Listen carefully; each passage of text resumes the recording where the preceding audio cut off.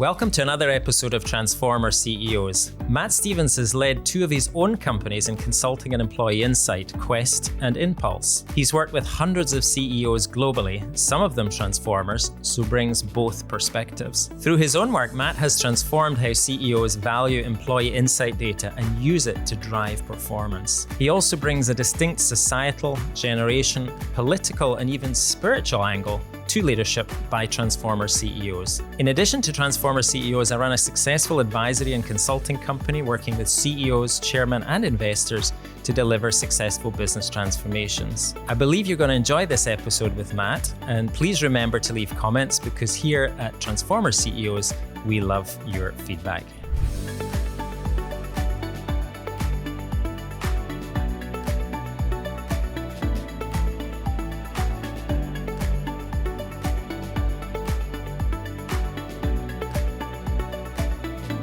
So Matt, a multiple founder of companies, a serial author, a top global influencer, plus a coach and investor. But you started your days in the corporate world. I did. Who is this man, Erik? Yeah, where is he? I know. This is such a... So my question is, how from those corporate roles did you decide that setting up your own business was the right next step?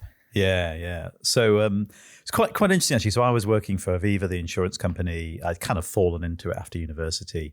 And I'd worked my way up. Actually had a funny little sort of anecdote thing, which I started as an IT developer, which is very left brain, as you know, and managed to basically bring down one of the websites because I was so bad at developing, and I put some wrong code in there or did something awful. And anyway, they had the manager at the time, Simon, was brilliant because he recognized my strengths, not my weaknesses. Mm-hmm. He said, Matt, you're actually a very good communicator, and the marketing team loved talking to you of everyone in the IT team. And they like then you to translate that to the IT guys. And the IT guys used to hate the marketing because they're like, oh, they don't know how to say what they really mean. And they say silly things. There was the classic kind of, as you can imagine, the two departments sort of at war. And he said, you're a good bridge. And he said, well, look, there's, as it was then, Norwich Union, they're doing some kind of new culture. They're bringing together people from all across the business. And from our area, I'm thinking that you should go and attend and sort of represent us. So I said, great. So I went along, and it was one of those classic sort of, the what they called World Cafe, going on. And it was all great fun. But anyway, I got noticed there by the head of comms for Aviva. He said, I want you to come in. I'm going to make you, whatever the title was at that point, can't remember. And because I think you're brilliant, you're very quite good communicator naturally. I'll kind of train you up and develop you, and we'll go from there. So wow, this is absolutely amazing. So went for it, and then the day I arrived, he said, "Oh, by the way, I'm leaving. I've got a much better job." Great. I think it was RBS actually at the time who'd put a lot of money in front of him. So he moved on. So I was kind of like left holding the baby, and then someone else came in. Anyway, point in the story was through that I actually ended up as head of comms for a large part of Aviva, UK, and had a lot of fun actually. It was great fun because I got to be around leaders. And you know how it is. You've been in a large organization that sort of the comms role is almost to sort of understand what the leaders are trying to achieve, and then again sort of help translate that, whether it's through the written, the verbal, or face to face through town halls, whatever. So that gave me, some really great insights into human nature, into leadership, into how do you lead people, into fellowship. How do you help people follow those who are leading? But there was a problem, Erik. And the problem was I kept speaking truth to power. Now, at this point, I'm in my early mid-20s. I was probably 23 to 25. Mm-hmm. And, a leader would get up and they would run a town hall in front of 150 people in London. And then they'd come up to me after and say, how do you think I went? I went, terrible. You were genuinely awful. I cannot understand how you don't know how to communicate. I was a blunt instrument. I actually did this happen numerous times until someone, thankfully, had a fabulous director came alongside me and said, Matt, you're fantastic, got some great skill, but there are other other tools in the bag. Yeah. And just using a hammer every single time, particularly at your age, is going to really irritate older people. Typically, they were probably all in their 40s or 50s, and I was in my early 20s. So, like, have you noticed that probably everyone just walks away from you? It's like, yeah. So lick their wounds. Yeah, kind of did, yeah. So I kind of partly realised, it wasn't for me, corporate life. And actually, there was a really defining moment where, a bit later on, but one of the directors came to me and said, great news.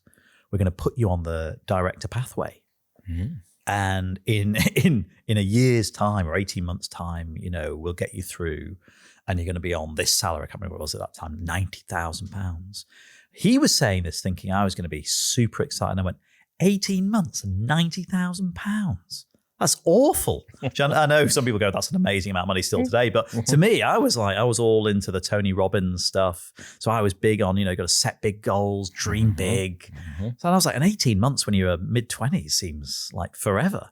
So that was kind of quite a big moment where I realized corporate life wasn't for me, and I was ready to leave, which I did at 25. Wow. Yeah. So effectively, at 25, I left. I decided to set up a comms consultancy, which was intriguing because, I had no clients. I didn't know how to sell. I'd only been in corporate, and it was sort of working out, effectively, how do I set up a little sales department? How do I set up a marketing department? How do I set up the operations department? And how do I do the finance department? What about the legal department? Because, all of these things you've got to think about. Yep.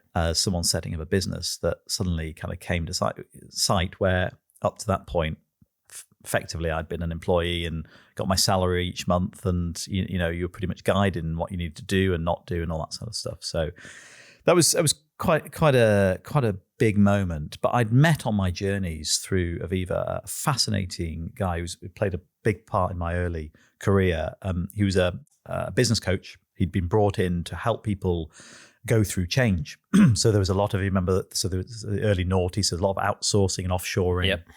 Everyone was into, putting everything into India in terms of all the telephone and that sort of side of things, departments. So and customer service. So he was really helping people kind of navigate how to change and kind of go through organizational transformation.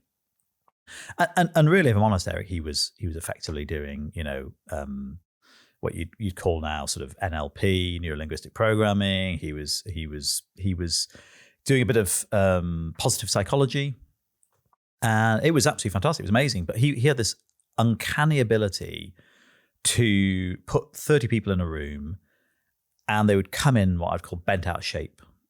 They were just not in a great place. No certainty of their future. The company that they thought they were going to be with for X number of years now looked like they might not be.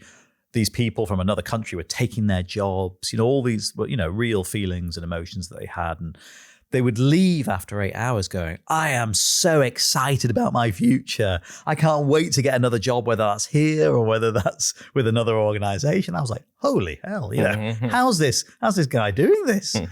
And so I'd actually, because I was doing the sort of comm side, I'd got alongside him. I was helping communicate some of these workshops, and I got to sit in them and start to see how good he was at what he did, and actually went, hey, I'd love to do some of that. Mm-hmm. So he was your inspiration? He was, yeah. Struan, he's now in the States, but amazing Kiwi guy, and had a real impact on me in those early years, and also kind of helped me take off some of my limiting beliefs. Mm-hmm. That sort of, if you like, have capped myself. I could never do this. Mm-hmm. Well, that's not for me. Mm-hmm. But I don't have these skills. All these sort of limiting beliefs that sort of hold you down. And he kind of helped me sort of release myself, if you like, from my own cell and go, hey, why are you building all these little prisons for yourself that are stopping you go out and just have some fun, have some play, and learn some stuff. And so he gave me a couple of challenges. One was I had to go and do a number of courses, pay for.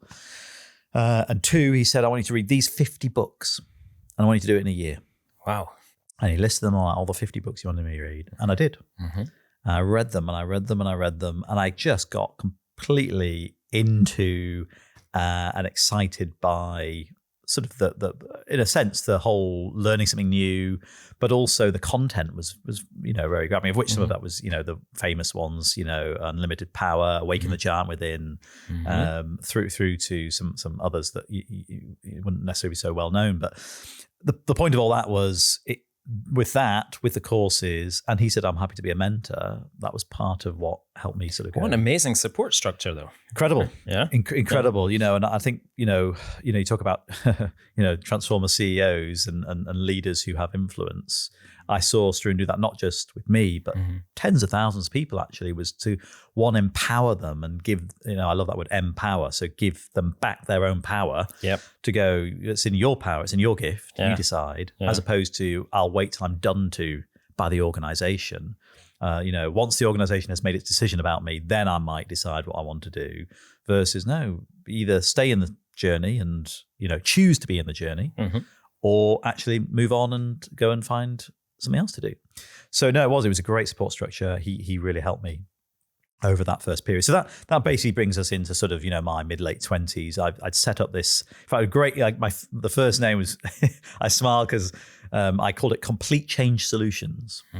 And I remember working with an organization, it was a very large housing association in the UK, I think the largest at that time. And we were doing a big change program, and I was doing a lot of the coaching as well as the comms, but they wanted a bit of support on some other things. And they came to me and said, "Oh, can you help?" And I said, "Oh, I'm afraid I can't." And they went, "Well, is it complete change solutions, or is it incomplete change solutions?" Oh, yes, not very nice, but actually very true. So that then morphed into what then became Quest Agency, and Quest Agency was my way of really looking at what I call the trilemma of sort of leadership, engagement, and culture. But it sounds like your journey to CEO-ship, if you like, was, I mean, it is for everybody to some extent a learning affair. But it sounds like you were really learning from the bottom up and had the accountability at the same time. Is that fair to say? Yeah, it's a great way to put it. I very much felt I was at the coalface and learning on the job, both the content, so how to be a coach, how to do communications, and how to run a business. So very candidly, the first few years was just me. And then when I created Quest Agency, that was very much my first time of going, I now want to be a lead. I don't want to do it all myself. I want to actually lead a team.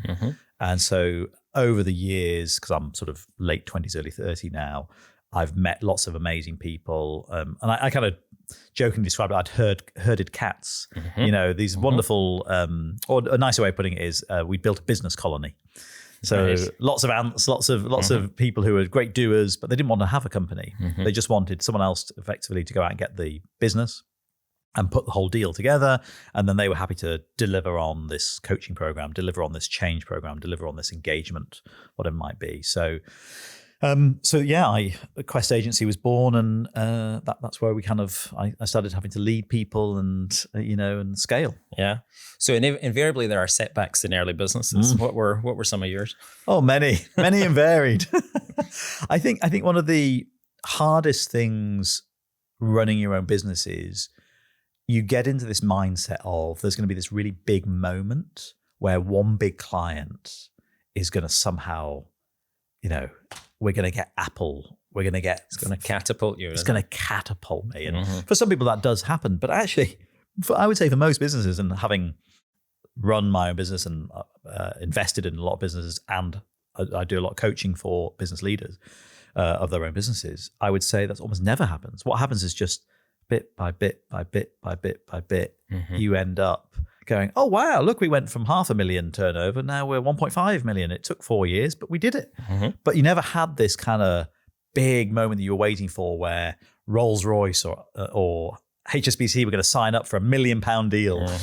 Some people do get that, but actually the majority. So I think the setback for me was that sense of, I actually didn't feel like we were winning, like we were sort of getting there. That was make sense. And actually led me to one of my little things, which was clarify the win.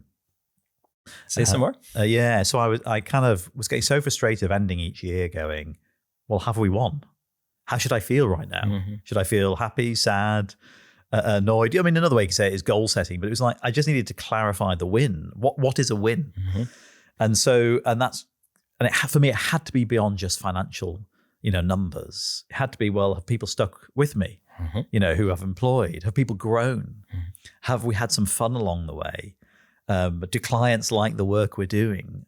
Beyond just numerically, did we bring in more revenue? Have we made more profit? Yeah. Right. Yes, they're important, of course. You're running a business. And there had to be this sense of something else. And that's why I came up with this clarify the win. Yeah. What does winning mean? And a lot of people call that purpose nowadays. Yeah. So absolutely. Sort of purpose often is the sort of, if you like, the driver, the sort of what's the fuel going into the engine. And for me, I sort of clarify the win as sort of, the engine has taken us somewhere and not just towards two measurements of, growth or revenue and profit. Has to be a bit more than that. But so it was quite an interesting time because I was growing effectively the team. I was learning how to sort of build teams. To be fair, I had done that in the corporate world. I had different teams of different size, up to about 30 was the biggest I'd had in the corporate world. But here now, in a sense, it was weird because they're not here because it's a big brand name, because we're at Eon or we're at wherever I was at that time. It's because they've joined effectively Matt's company. And I used to hate that when people would say to me, particularly when I came to look at selling it, people say, well, really, yes, it might be called Impulse, but really it's Matt's company. And then you learn to go, well, yeah, it kind of is, until you get to sort of 80, 90 people. Certainly the first 50 or 60, in a sense, they're going, do I back this person? Yeah. Or whoever because people join for managers, but in this case, they're really joining for you. But they kind of are. They're going, do we buy into the vision? Do we not? Which is, again, a key part of sort of what it is to be a transformer CEO is, can you cast a vision? Can you actually, will people follow you? You can think you're a leader until you realize no one's following you. You can have the badge, which is the lowest form of leadership. Look at my badge, like sort of shouting out in, do you know I am the CEO? At that point you realize you've lost it. Yeah, absolutely. you really are the leader when you have to start telling people that you are. But yeah, sorry, just back to that. Sort of, you asked the question of some of the challenges we faced. It's hard to express initially the challenge you feel of, I am providing for people and their families. So you were always really conscious where the year wasn't quite as good as you wanted. You maybe, a number of times we had to sort of go in the early days and say, hey, there's absolutely no bonuses. I think once or twice we had to say we might actually have to all just take a slight pay cut just for 6 months, maybe even 3 months, and then we'll put it back up just to get us through a cash flow period. Yep. and we'd always put the employees first and go, because you felt the weight of actually sort of managing people. So I think it was, and then just one other was occasionally, I think twice, I've got two very strong memories of a client, this is over about 10 years, calling me up saying, hey, really sorry, but so-and-so was awful. Didn't deliver.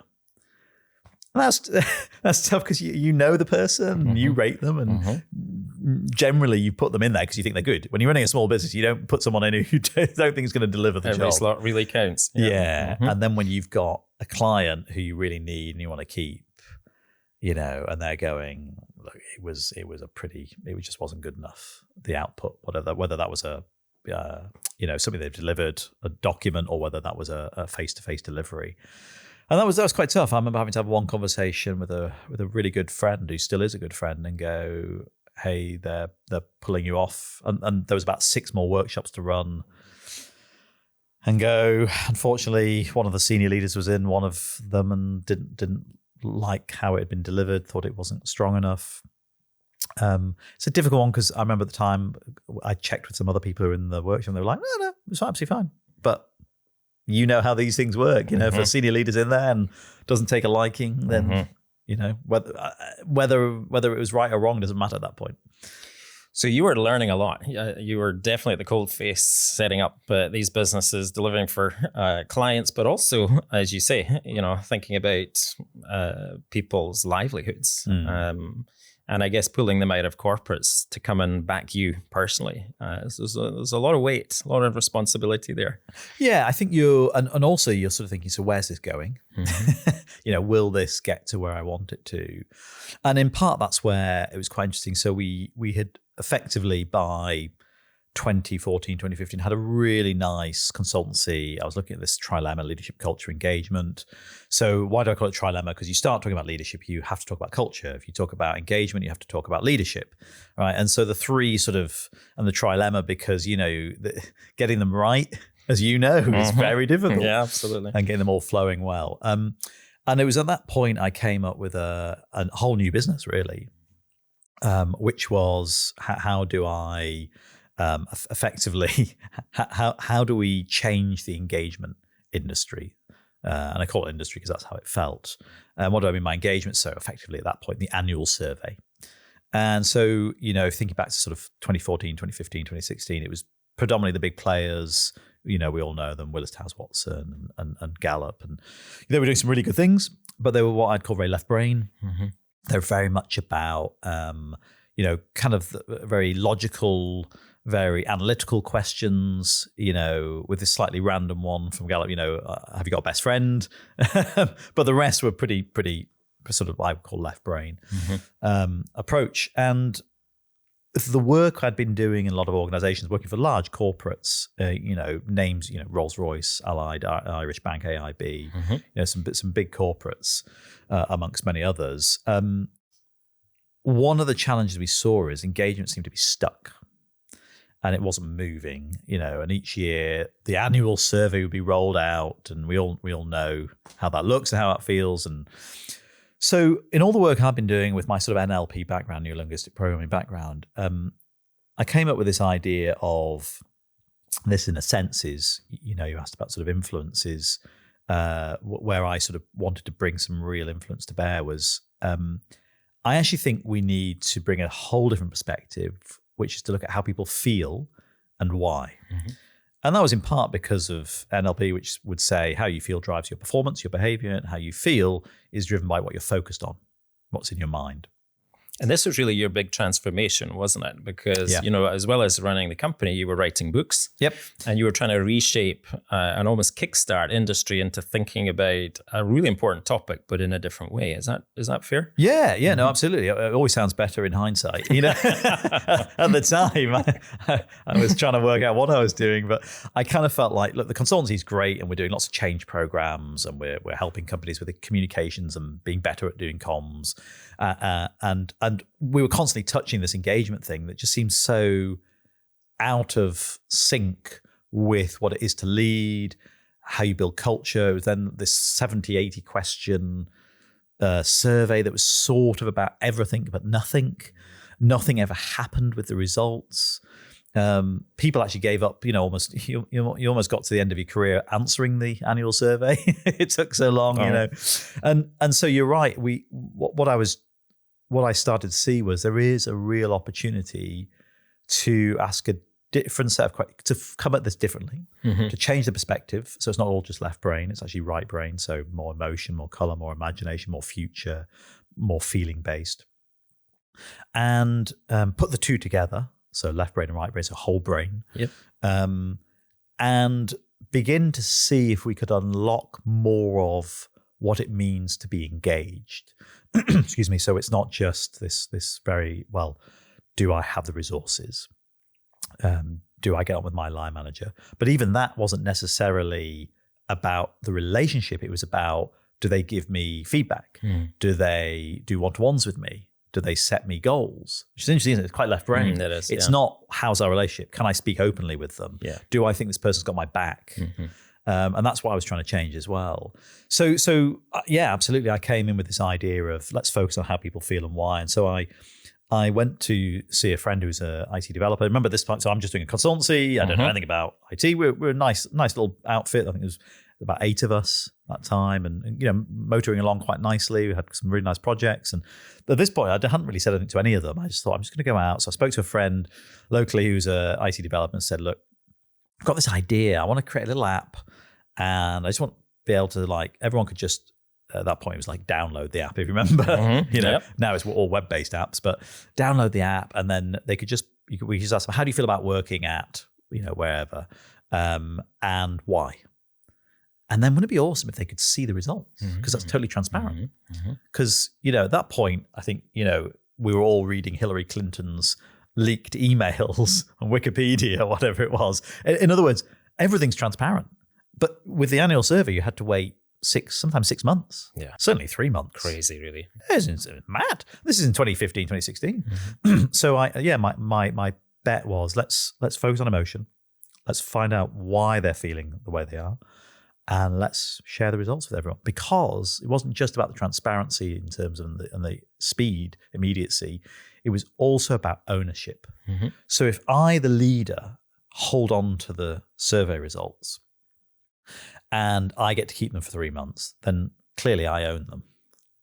And then clearly it's down to me to fix everything. And I don't believe that. I don't think they can in particularly a large organization. I think actually everyone needs to own the results, and then everyone works together to solve the results. Do leaders have a specific role to play? Absolutely. Do they have to lead on some things? Of course. But that had been overemphasized, and what had been lost is, no, this is, and you will have seen it yourself. Employees would sit back and go, well, go on then. Make things better. And literally check out. And then leaders would run around trying to make things better, and they go, is it better? No.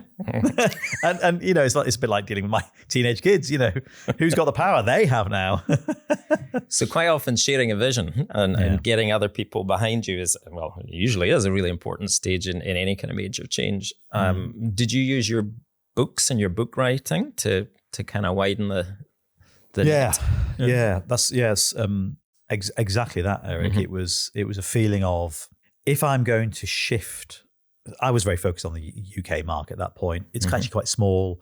I kind of felt like I was already knew probably 50 of the senior HR leaders in the country, and I knew that they met with other, and so if I could kind of influence the people I was working with, it would very quickly influence others. So yeah, it was very much around, how do I get this message out? So we went to quite a lot of conferences, some paid for, some invited, very openly. And then I was working with actually one of the team, brilliant author himself, had written 25 books, John Simmons. He created tone of voice. So he was the guy behind, we need an internal tone of voice. Sort of came up with the concepts in the 80s and 90s. And he was still helping me with some of the consultancy work we're doing. And he had a really fun saying, which is the root word for authority is author. It's not, but I love that. The root word of authority is author. So once you're an author, you have authority. And he was like, so you should write books. So he actually helped me write the book and guided me again. It's interesting. The point you made at the beginning is you start to look back, you realize, I had some really key people at key times. He'd written 25 books. So I went off to Spain, got a fabulous hotel, adult only. It sounds dodgy, it wasn't. Just so I could have 3 days with no kids. My wife came with me and literally just sat there on a sun lounger in, I think it was November, and started to write. So you didn't feel alone then? You didn't feel like you were out there crusading? You felt you had other like-minded folks who either shared your vision or were pushing you along, or what was the... I felt supported in the sense of the immediate team and the people around me who were very like, yeah, this is absolutely on the money. The focus on the emotion, the focus on the transparency, the focus on the immediacy, the focus on reducing the number of questions, everyone owning it. Outside, it was a bit of a cold wind. I mean, I'll never forget going to one of the largest global banks who are headquartered in the UK, and I was pitching Impulse to them. And so I finished my pitch, and I can remember it was the CFO said, but Matt, why on earth would I want to know how my people feel? and then he went, I don't even want to know how my wife feels. And I was like, I said, well, and I knew I was going to lose at this point. And this is where I tried to prove that I'd moved on from my 20s, but I still have a slight sharp tool in my box. And I said, well, that's really interesting, because I would say that's a little stupid, because they're feeling that way whether you know it or not. So not knowing it and then feeling that way, and so you can't solve it, to me would be a little bit mad. It would be better to know how they're feeling so you can actually solve it. And he sort of, the tumbleweed. So I knew I wasn't winning that pitch. Another hammer moment. Another little hammer moment, slightly softer hammer, but with great respect, I think I said, not knowing seems to be mad. because that's what's holding them back from being engaged. Yeah, such an important part of the cockpit of any company, surely, is understanding really what your 10, 20, 30, 50, 100,000 people are feeling. Yes, absolutely that. So now, so when you ask the question, at this stage, this is 10 years ago, I would actually say, no, it was a bit cold out there. And when I was going around, there was a real sense of, this is too close. It was almost quite English. And I say English in the sense of, or British, very quite, we don't want to know people's feelings, which is amazing how much the world has changed in 10 years. I mean, genuinely, that was my constant reason for no. I'm not sure we want to know, or what would we do with that? I'm like, well, you've got the why as well, because everyone would just hear, we're going to ask how they feel and why. And then to be fair, we had some very progressive companies who took it on, Impulse, and we started getting the data, and the data was amazing. Was that? So you had a flywheel then through some clients? Yeah, absolutely. I mean, ASOS, early days, credit to them, came out, we were one of our first clients. I mean, to get ASOS, that was, to be fair, as close as I got to sort of feeling like I'd got the big whale, because they were on their up at that point, 2015, 2016, and they liked what I was offering because it did seem more culturally fitting, or generationally fitting, actually, I would say, more sort of millennial, of which they had a lot. I think the average age of their manager was like 25 at that point, and the average age of the worker was 21, it was ridiculous. It was insane. And so what was the flywheel telling you? So it's telling me that once people got the information, they were, if, and this is the challenge, if they were decent leaders, they could actually have really healthy, helpful conversations, and a lot of the issues were being solved without having to, being honest, without having to deal with all the other stuff. Because people would say, well, I'm irritated because I don't know what's going on with the company. Or they'd say, I'm frustrated because I don't see, you only do one meeting every month.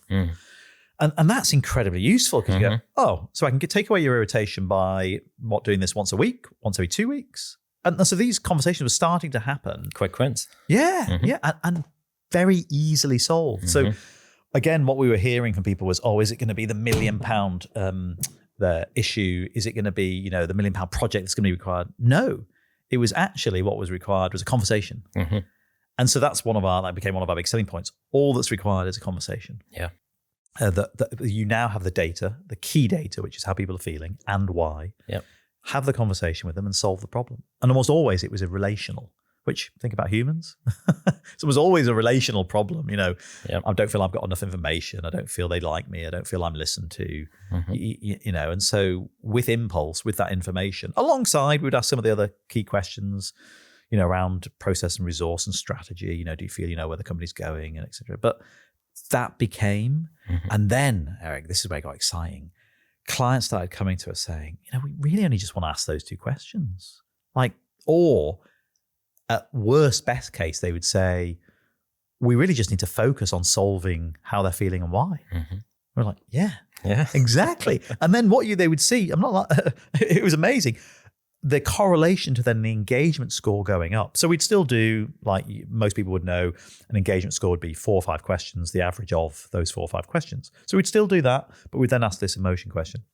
But what we started to see was a correlation, very strong, that where the emotion went up, the engagement would go up. Would follow. And they were, what we were seeing was people were saying to us, focusing on the emotion gets us a quicker, faster route to improving engagement than actually focusing on the engagement questions. Incredible. So when did you feel that you were off and away? This was going to work. This had legs. I remember 2018. So 2018, there was a total moment of, we had some really big clients come on board, some of the 2 or 3 of the biggest construction companies in the UK, a couple of very large transport companies. And it was like I was going into pitch, people going, what a brilliant idea. So it's about 3 years. It's about 3 years it took to go from, why on earth would I want to know how do my people feel? So from writing the book in Spain, 3 years later. Absolutely. So that had no doubt helped. I was really fortunate that the Revolution in a Heartbeat took off really well. probably sold around 6,000 copies, which doesn't sound much, but for a business book from a newcomer, as the marketing goes, not an unknown, a newcomer. And then I did a follow-up to that with some really, really good case studies where it was, I think it's about 2.5 years later, I did the follow-up, the engagement revolution, because I actually had the data now to show that where people focused on how people are feeling, you were seeing some really big shifts in engagement. And so just to quantify this, it was kind of things like sticking with us for about, I think it was 3 years, you would see a 10 percentage point increase. Now, that doesn't sound revolutionary, but you got to imagine a lot of the companies were kind of stuck. They'd got to 65, they got to 70% engagement, and they just couldn't. And so we came along. We said focus on emotion, and within 3 years they were up 10 percentage points. So that could mean 15% or 20%. It could be like 60 to 70, which is almost a 15% increase. And I'd imagine with the kind of data set you're starting to build, you could then provide a benchmark for companies using the same kind of questioning. Absolutely. And it got even better. We could show them which emotions were the key ones to focus on. We started to build a database as well of like actions that people were taking that would make a difference, particularly at the sort of corporate level as well as the manager level, but more at the corporate level. So in other words, if you have high levels of frustration that are to do with your corporate messaging, and guess what? Fitted really nicely with my old business, which was still sort of going around. I still had a team who were helping with the consultancy side, who could go in and go, great, right, we've got to improve communication significantly. And did you, for the CEOs watching, did you make the connection to performance as well? So a 10% uplift in advocacy or engagement did what for the top and bottom line? Brilliant point. So let me be really honest, right? To start with, it was excuse my bad language, it was a shit show because we needed their data, and the data was awful. So we were like, people kept coming to us probably about 2018, 2019, saying, we'd love to correlate this to our performance data, our sickness data, and see where people have more positive emotions. Are we seeing they're getting higher scores on their performance rating? Are we seeing where people have got more negative emotions? Are they off sick more often? So we were all for that. And then we said, great, but we just need your data. And guess what? They didn't have it, or it was a disaster. It was all over the place, and it was on. And then they would do it in a different way. So they didn't do it like how we would do through departments down into teams. They didn't do it like that for certain parts of like the sickness, whatever. And we're like, so it took longer than I would have liked. That's the point I'm making.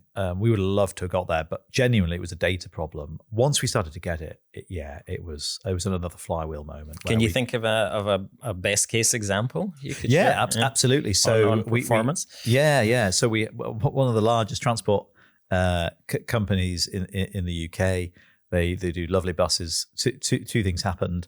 One was they got, in 3 years, they had an almost 50% rise in engagement. And it's because they started correlating some of their data, and they were able to pinpoint, if you like, poor performers with poor emotions, how they were feeling. And they were actually able to work with them. And then they were able to spot some of the sicknesses, and they were able to spot some of the trends that were going on. And there were some clear trends. Some of it a little bit naughty, you might say, people taking the mick. And so some people were let go. And actually some of it, which was very genuine, and it was around some, candidly, how they were being led, which was leading to anxiety. And so they dealt with the leaders that were actually causing some of those issues. So it was incredible, because now I give credit to them, and their HRD or CPO was, to be fair, he's very impressive, because he did the hard yards and he looked into it. So he took the data.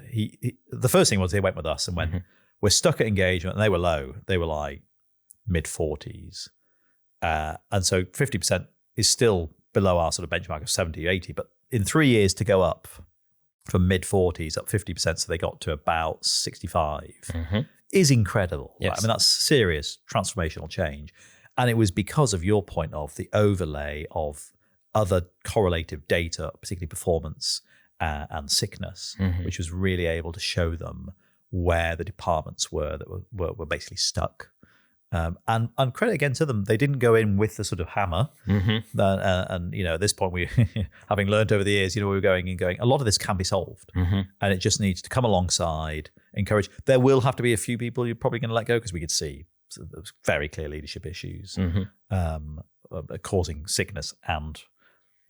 And that's where I've seen a lot of benefits in the past. One is in leaders. It tells you a lot about the capability of leaders. Yep. Sometimes the attitude and the values of leaders as well. Yep. It also can positively impact attrition as well. Did you see those things? Yeah, we did. So two sides. One was real story. One of the largest construction companies in the UK, very well known. Two stories about them. One is absolutely their attrition over about 5 years came down from, I think the industry average was about 25%, came to about 12%. Wow, that's a huge drop. Yeah, huge. I mean, it had a massive impact on the business. And I actually remember emailing the CEO, who's a bastion of British industry, and said, so-and-so, would you mind if I started saying, we've had this impact? And he said, I think he literally came out, my dear boy, I would love to be able to say that, but the marketing team say no. But if you're in a meeting and you happen to say it and it's not written down, delighted. So I did. In every sales meeting, I would say, no, I'm not allowed to have this on a slide, but I am allowed to say, because they saw, and they've got a lot of remote workers. Right. So, because obviously they're, up, how do they say, up poles and down holes. So, these are people who, and then candidly, they would move for £1 extra. So if someone, another company said, we'll put £1 on your weekly packet, they're gone. Yeah. So to bring down by 50% over, it was a number of years, that attrition rate was just incredible. And then the second, just on part of that, which was amazing, was there was a big decision to make at COVID. And the big decision was, were they going to top up, so the government were doing 80%, I think, weren't they? And they had to decide, were they going to top up to 100% the salaries of people under whatever the salary band was? And there was a big debate, and they went out and they did a survey on it.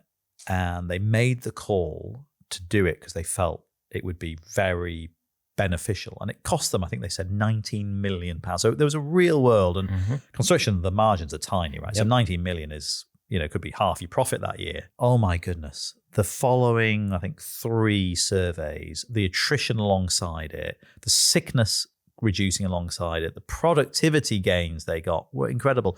And I mean, time and again, people would write, that decision made us trust you. That decision had we won't forget that. Because people remember those. And it's funny, isn't it? What was it? 19 million, right? In one sense, nothing. Peanuts to and it's 1 year, we have less profit.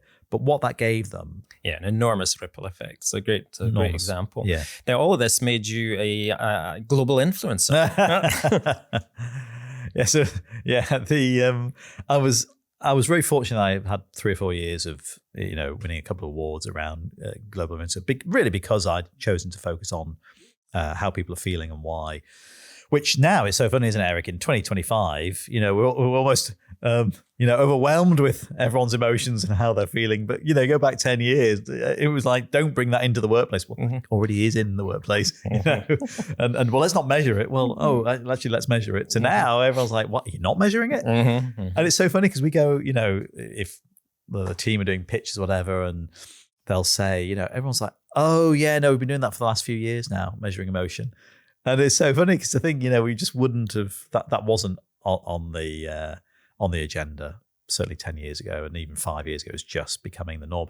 So yeah, no, really, it's very kind that people have recognized me both in the UK and more globally, alongside some amazing names. But I suppose it felt like at the time, when you're going through something and you're doing something it feels quite small and like you're not making any breakthrough.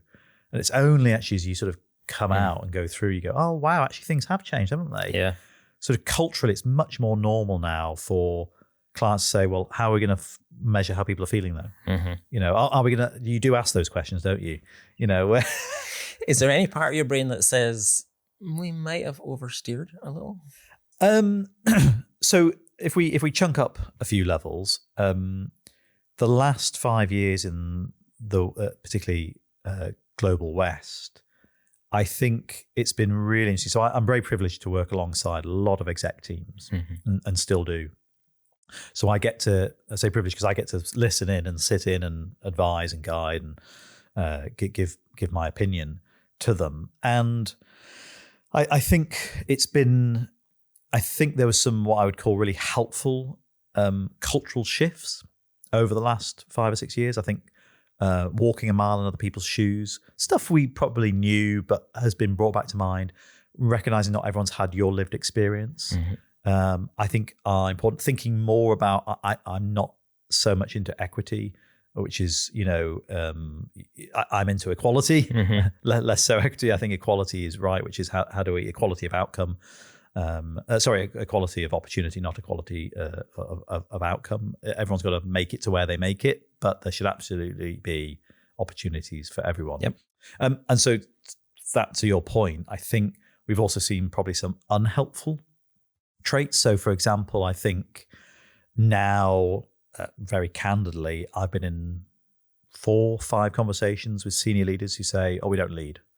There's no point leading, because if we lead, particularly, and again, got to be careful because it's not to over criticize or focus on, say, a Gen Z and millennial, but they are very worried. And these people are typically Gen Xers or boomers, so 45 to 65, who are leading, will say, someone will take offense, they will feel hurt, and therefore I will be cancelled or I'll be told.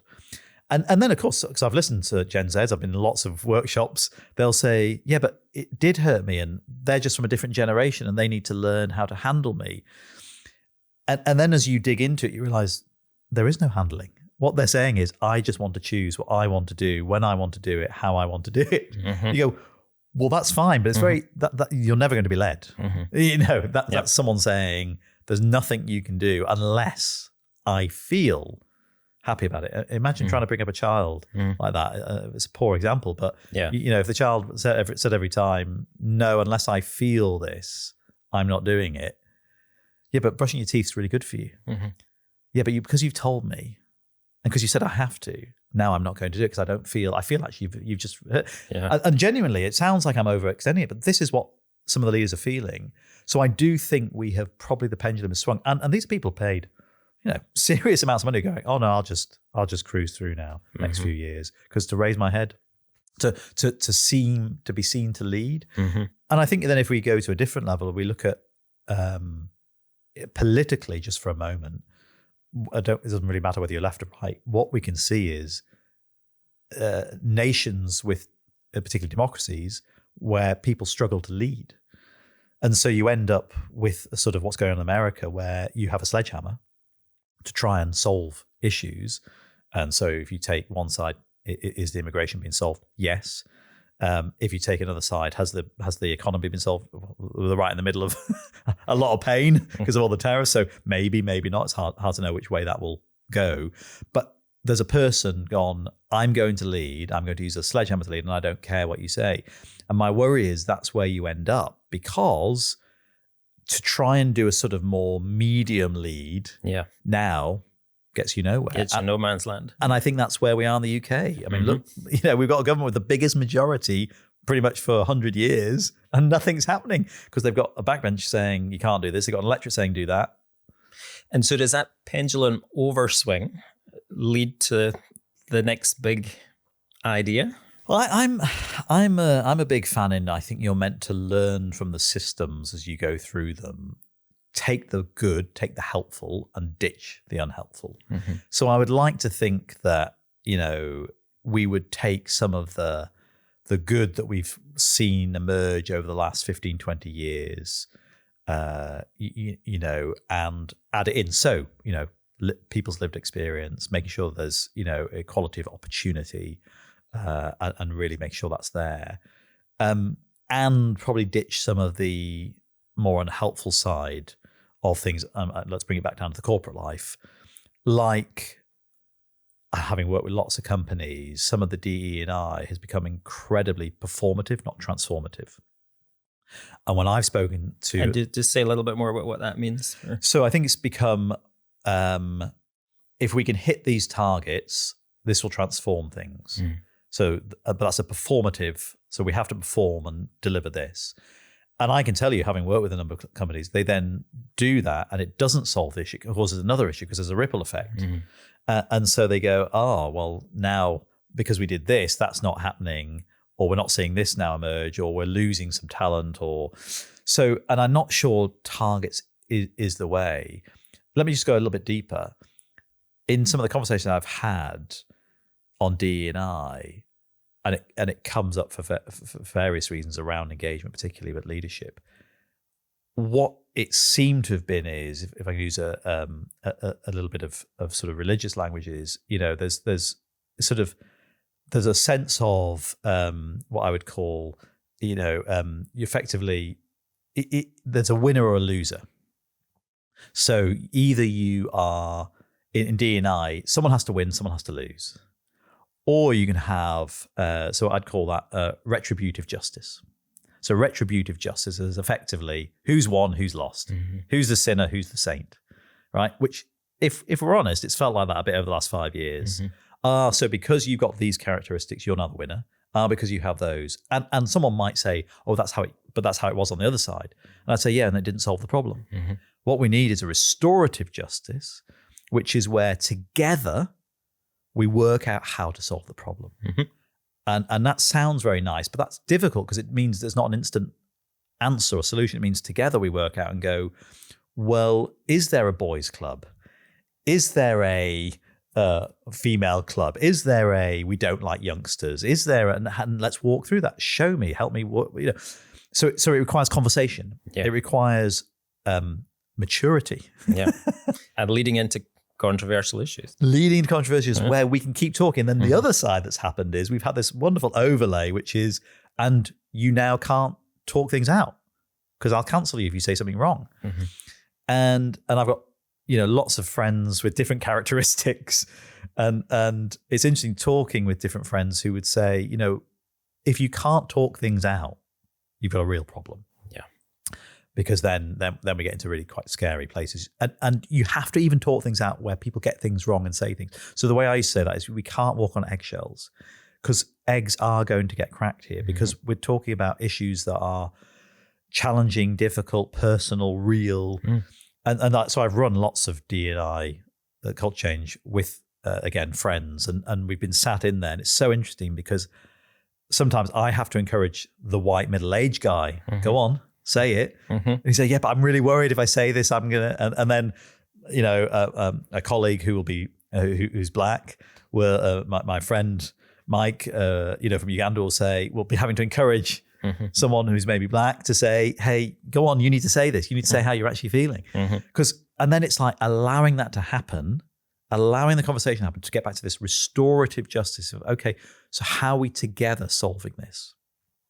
Versus retributive justice, which is where I think D&I is gone for, which is simple. Who's the winner? Who's the loser? Let's reward the winner. Let's punish And I love your term. I think that's great, the restorative nature. It's a little bit like the conversation we were having before about Gen Zs as well, between the, you know, we've swung so far on the consumerism agenda that now people are looking for something a little more meaningful, a little more spiritual maybe in terms of purpose as well. And this becomes multifaceted, of course.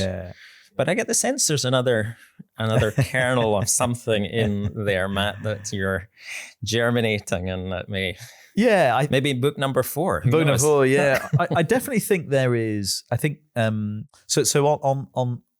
On this, I think there is a way of how can corporates show and almost role model community for, you know, we're in the UK. We can all sense some of the tensions in the UK at the moment around. I mean, it's dubbed immigration, but actually it's deeper. It's about culture. It's about, so what is culture? Everyone always says to me, "What do you mean by culture?" About what we value and how we behave. Give you a tiny little anecdote, right? I'm on the train. I'm white. I'm middle-aged. I'm a male. I'm on the train commuting into London last week, and there's a girl, quite young, on her phone, very loud, from an Asian background, and she's got it on speaker, and she's talking to her mum, and we can all hear it, and she's the whole journey down. And I thought, that'd be so interesting. I would love to just go over there with no emotion, but just go, hey, so how society glues together and how it works is, sorry without something clearly being patronizing as it sounds, but let me start. The context I want to give is, hey, I wanted to have a chat with what's valued and how we behave. Because for a society or a company to work, you have to have common values and common behaviors. And if you don't, what that starts to do is rub each other up the wrong way. Because then let's throw in someone else who comes along, the white guy who's on the phone, from the 90 days, sell, and he's doing business, and so you got then this youngster on the phone to a mum really loud. You got this, and then you got all these people going, this is very uncomfortable. Yeah, it's not an enjoyable culture to be in. Thank God it's only a 20-minute commute. But imagine I had to do this for 2 hours. Yeah, and then what if you throw in a group of friends, let's make them boys, who are swearing like mad. So hence why, as a society or community or a company, you have to go, what are our shared values? So what do we value? Well, we value our peace. So therefore, how do we behave? We recognize how loud we're being and how we're coming across when we're out in public. So we choose to have private conversations. So does that take us back to your trilogy that you talked about inside companies as well? And I'm wondering if there's an example either from one of your own businesses or from a client where you've seen this play out very successfully. Yeah. So again, the culture, leadership, engagement. So how do you get everyone engaged in the debate and in the conversation, and in actually we care about society or the company? How do we then define culture so that we're all got a shared agreement on how it should be? Yeah. So for example, again, having been a teenager, I remember going around the street with my hood up. And I remember an old guy getting very upset with me. Take your hood down. I was in Leeds where I grew up, and I was like, what? And he's like, you're making me nervous. And I was like, isn't that interesting? Because culturally, he's thinking hoodie, scary. I'm thinking it's cool. I look really cool, don't I? That's a great example in my head. So I've been that side, right? And so anyway, sorry. So you got the culture, and then you've got leadership. So who leads? Who decides that? And if you're in a society that says we don't want to be led, I want to just lead myself, but I actually don't even lead myself, because one of my challenges always to leaders is, who's the hardest person to lead? Yourself. Like, don't start leading until you've learned how to lead yourself. So how to, manage yourself and lead yourself in a way that, then you can lead others. But anyway. And is there a uniqueness about CEOs leading themselves, do you think? Well, I would say a lot haven't learned how to. Okay. No. Okay. My experience has not been amazing. There are often, actually from two sides, you will have seen this, there are often type A leaders, although I think a lot of those have now left the building, and there's now a lot what I'd call left brain come up through the CFO route, who interestingly can lead. They're very controlled people, so they stay in control until they don't. And at that point, it's quite interesting, because that can be where they can explode and get very upset, and suddenly these unhelpful behaviors come out. But they're generally process, logical, analytical CEOs now. And have they learned? Yeah, some have. To be fair, I don't want to. I'm thinking of the cohort I've worked with over probably 20 years. I'd say let's call it a couple of hundred. I've had the privilege of working alongside, coaching quite a number. I would say they've got a persona, a mask, and they know how to put a mask on, and they will do it. Unfortunately, people see through that. And so they know that sometimes they're faking and it's not who they really are, but it was the next step. And so they did it. So some of what I'm saying is some of them weren't naturally leaders. So they're not being authentic. They're not really being who they truly are. And that people, you don't pass a smell test. People can tell that. Of course. And then that causes its own issues, because you don't know where you stand and all that sort of stuff. But back to your question, I think it's an absolute key requirement, self-awareness of leaders. And again, this is part of why focus on emotion. How am I feeling? Why am I feeling this way? What's causing me to feel this? What am I focused on right now that's getting me so irritated or so excited? And the more people have self-awareness and can do that in themselves, the more they're going to be able to help others and lead better. So I would say self-awareness is one of the absolute keys of leadership. And you asked me, Have I seen some good examples? Yes. One was, again, a construction company. He was the CEO up until a couple of years ago, and then actually, really interestingly, had self-awareness to go, I don't necessarily want to be a CEO now. I'm going to go be a CFO again, which is the route he'd come up. And part of that was the sense of burden, probably, and pressure that being CEO, and not necessarily thinking that was where he wanted to be for the next period, which I really respected. Because I was like, a lot of people don't do that. They just carry on and will suffer it, but unfortunately then they'll leak again. Their irritations will leak. Yes. And that'll affect other people. So I respect that. But I watched him, had the privilege of coaching him for about 3 years. And his leadership was always very self-aware. So it would start from knowing how he was thinking and feeling. And because of that, it gave him great EQ, because he'd know how he was coming across and how his emotions were landing with other people. And he could read other people's emotions pretty well and therefore adjust to what was required for the situation. And I think, that takes a lot of energy and it takes a lot of discipline, because we all want to give in to ourselves. Go, yeah, but I just really want to say this. So I just do what I'm telling you, which again, probably a little bit unhelpful. So I having watched his journey and been a part of it, really what I kept doing was going, so why do you want that? It's the classic coach question. It must have pissed him off to a degree, but is that constant, so what's going on there? So what are you feeling right now? So how's that making you feel? Because the more, what you're aware of, you can control. What you're not aware of controls you. And so I was just, let's heighten your awareness and come out of sort of the, unconscious traits and habits that you have. Because that's one of the things I say to leaders all the time. You have so many now unconscious habits that you've just learned, that we've got to get you heighten your awareness again, so you're aware of the ones that are helpful and the ones that are unhelpful. And he did that really well. Now that's a nice link into transformer CEOs. So you've, as you say, you've met hundreds of CEOs over the years. Yeah.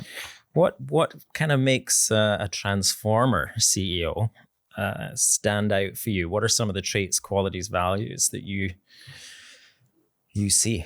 Yeah, I think number one is lead yourself. I think that's absolutely critical. Number two is actually self-awareness. Number three is emotional intelligence. So I think, we asked the question earlier of, have we gone a bit too far into emotion and how I feel? And yes, absolutely, to the point where, almost you can go to court because someone else can go to prison because you feel a certain way, even though no crime has necessarily been committed. But, that seems like we've gone too far. But I think having some level of emotional intelligence is critical, absolutely critical. So how am I feeling? How am I projecting those feelings? How are they feeling? How are they projecting those feelings? How do I navigate it? It is really key. Transformer CEOs, they've got to cast a vision. They've got to have a vision, right? And I think, if you look, again, forgive me to use politics, but sometimes it's easier. Right now in the UK, I think this is one of the big criticisms of the current government. And again, whether you vote for them or doesn't matter. I think we can all see what's the vision. Yep. We need a vision. And then once you have a vision, you've got to cast it. So I would say transformer CEOs come in and they absolutely have a vision. I think, to keep it even, Attlee in the 40s had a very clear vision for the UK, which was, we're going to bring in the NHS, we're going to build homes, we're going to bring an education system and fundamentally change the country in 45. And I think Thatcher in 79, I just use that again, people may or may not know them, but so you've got to have a vision, and then you've got to be able to cast that vision so that people can kind of, decide whether or not to follow. But I think transformer CEOs have that. Sometimes they stumble on it, by the way. I'm not saying they're born with it. I'm not saying, they come at it straight away. Sometimes it's the journey that brings out the vision in them. But I think that's, you can't transform anything if you don't have, what was it? Trans is change, isn't it? Change form. We've got to change form. Yeah. So, and I think about companies who I've worked with who have gone through some transformation. I think ASOS was one of them, and had a very good leader during sort of 5-6 years who really transformed them into a global multi-billion-dollar company.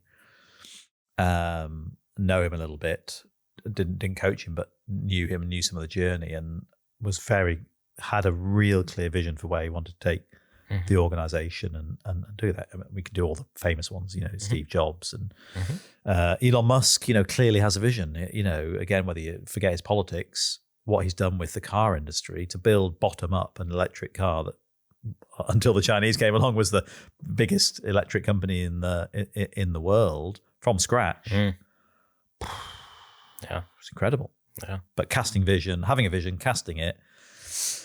Yeah, some keys alongside some of the other stuff I said around self-awareness and emotional intelligence. Some CEOs talk about humor. Yep. As both an engaging quality, but also as a release from the, as you've referred to, the pressures of the role, which you felt yourself, I'm sure, as well. Yeah. It's a double-edged sword, isn't it? Because what's funny to one person is really unfunny to someone else. I am a person who has got it right and wrong on occasions with humor, and I think because there's so many overlays with humor, and there's culture, there's age, stage, there's your own quirks of what you think is funny. So I'm always, you've got to be pretty nailed on sure that you got a good one.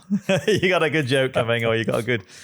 What I would say is, I would come at a slightly different angle. I'd say self-depreciating humor, particularly in the UK, and even when I worked a lot in America, a lot in Europe, particularly those two areas. They actually love it. Both the Europeans and the Americans quite like our sort of self-depreciating humor. I don't know if you ever watched Slow Horses on Apple. I mean, the whole setup is how useless we are, and yet somehow we find our way through. But the joke is kind of on us. We're laughing at ourselves. I think that is a very good, and again, it needs someone with high self-awareness to be able to be self-depreciating at the right moments. Now, what about the journey to CEOship? And you've talked about your own story, really throwing yourself into the deep end, and knew very little and had to learn, had mentors and a good support network. But what are some of the critical things that you would say, maybe in a slightly more reflective mood, to senior talent who are eyeing up a transformational CEO brief? Yeah, and actually I'm working with some, I call it C-suite -2, who the next 5-8 years. One is it's incredibly lonely. It's incredibly lonely, and you've got to be comfortable with that. I think, and what I mean by that is, not when I say comfortable, you've got to not let it affect you. Because I've seen people go, yeah, I get it. And then they get in there and the loneliness affects them. How does it affect them? They become withdrawn. They become more irritable. They become more, just get it done. And it's actually just coming from a sense of loneliness that, it is really difficult. No one's on my side. So if you like, they default to some unhelpful behaviors. So you got to kind of going eyes open. I'm okay with this because I'm really wanting to transform. I'm wanting to do something special here. I wanted to do something that has impact and positive impact for people.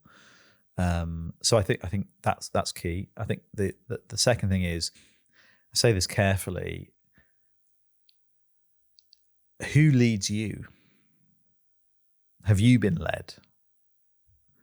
Because it's really helpful to be led, because then you work out what works and what doesn't, and you see it. And again, quite a few people haven't, they've had a manager, but that's different. They've had a leader, but that's different. Have you allowed yourself to be led, where you've gone along with someone else's vision? I have.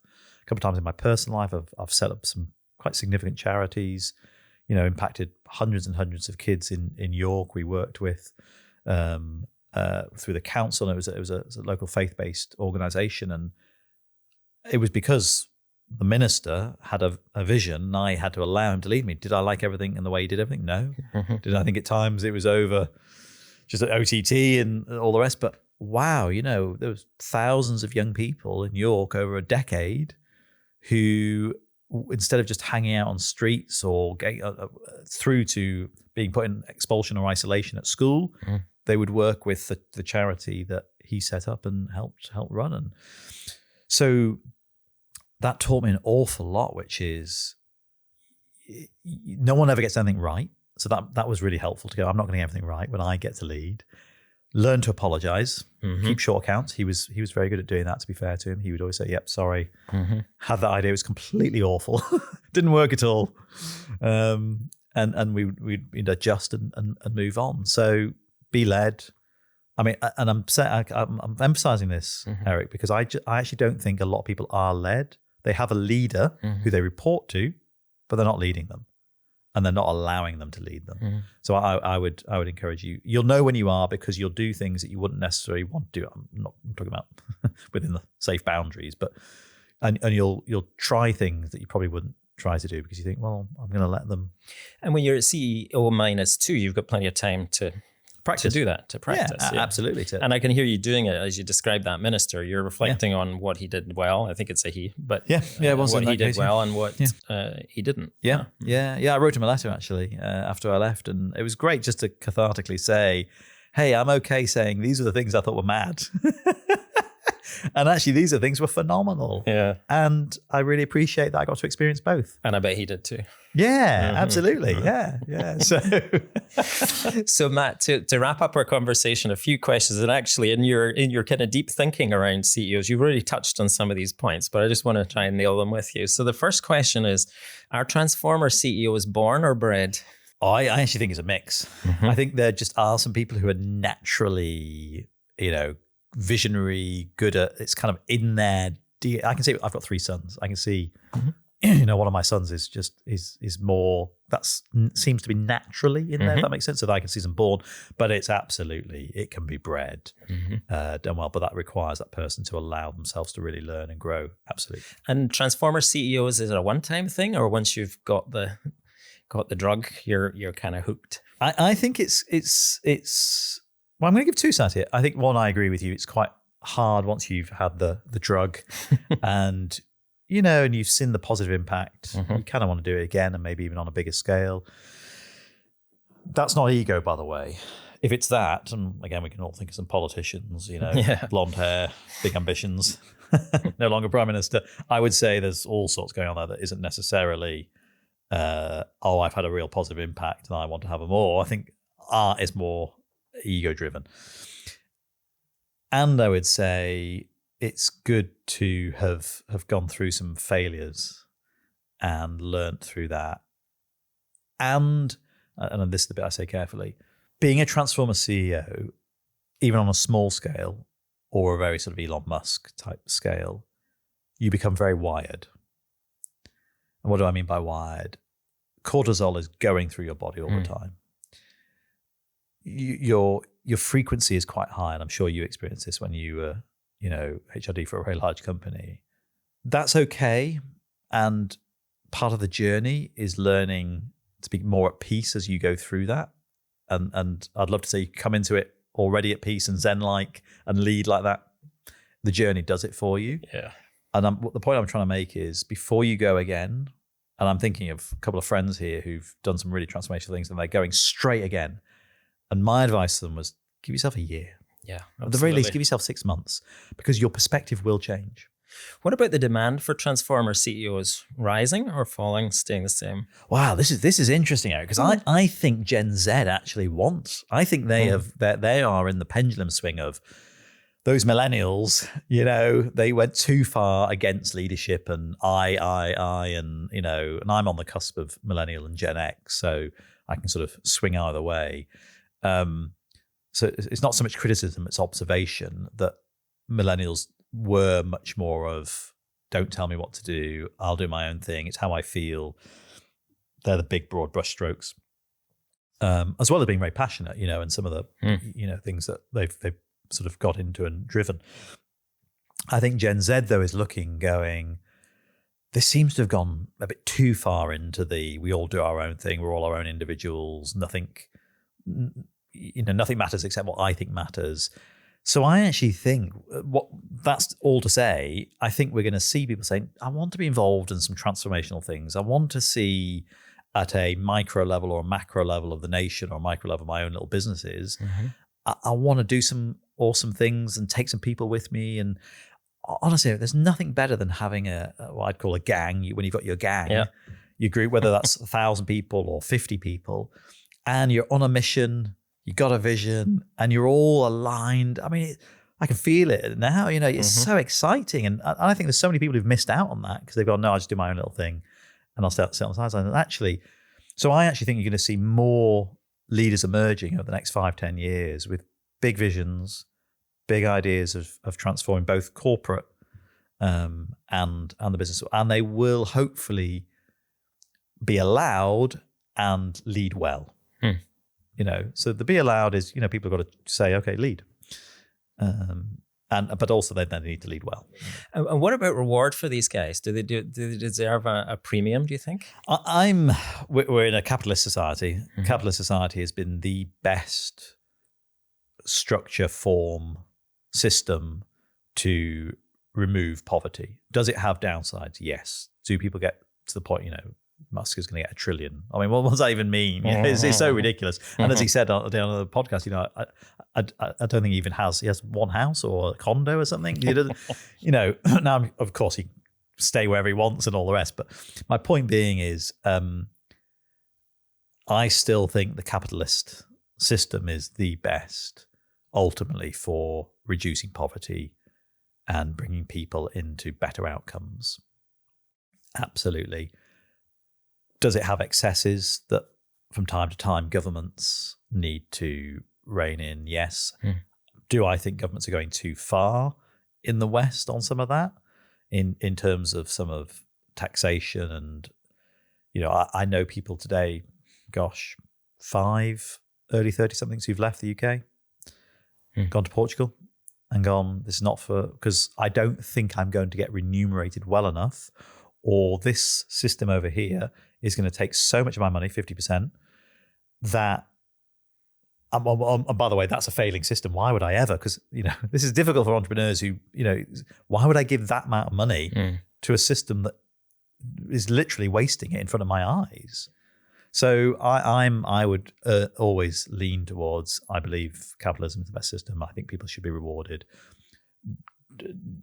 Do some of the excesses. Well, it's an interesting point, actually. If you go back, was it the Quakers? So think Barclays, think Rowntree's, think Cadbury's. They set up towns, they set up villages, they paid their workers phenomenally well, they set up health clubs. And they did that because the state didn't. What we've moved to now, but they gave money to it. What we've done now is go, the state just does all that. And I think sometimes actually individuals are better to maybe do some of that rather than just think the state should do it all. What a great point. But anyway. And what's next for you? Because you've sold your business. Yes. So you're investing in other businesses now. You're continuing to support transformer CEOs in various forms. Yeah. I'm having a lot of fun, Erik. I came off my cortisol levels. I took my own advice. I took a year to wander around. I did some good traveling, being honest, because I went straight from university into work, and we had kids when we were very young and all the rest. So it's literally just been, so I did a little bit of travel this year. And really 2 or 3 things. So one is, I think there's definitely another play in me. I think, AI is something around that, but I like AI and human, and how you sort of look at the two together, and how we can overlay them in a way that's complementary, which I think we can. So I'm in all sorts of conversations with different people who. I get so many, opportunities put in front of me.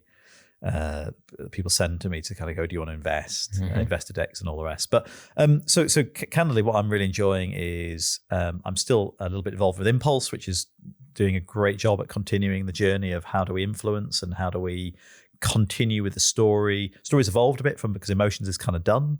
So it's moved to more and more, how do we get managers to be the real center point of transformation in an organization by having the conversations. which often leads upskilling and all the rest. I'm invested. I'm going on the wild, crazy roller coaster of investing in others, which is infuriating, wonderful, maddening, as you have to sort of almost let go of the money and forget that bit and just enjoy the ride of other people's journey. And one thing I would say, by the way, certainly an entrepreneur, you have to be able to sell. So in a sense, to be a transformer, you've got to know how to sell. I'm not talking about even selling a widget you just got to know how to sell. For me, another word is influence. You have to know how to influence people.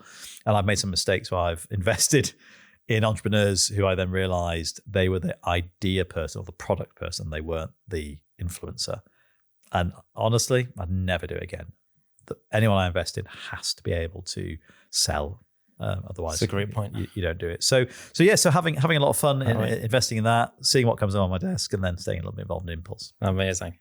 Well, listen, Matt. First of all, massive thank you for me. This has been an amazing conversation, and I love the way you've blended your own experiences as a transformer CEO with the work you've done with hundreds of others all across the world as well, and brought that to life. But you've also brought a really interesting kind of societal, generational, political, spiritual kind of angle to the conversation as well, which has been amazing. So thanks for having me on. Thank you very much for your time.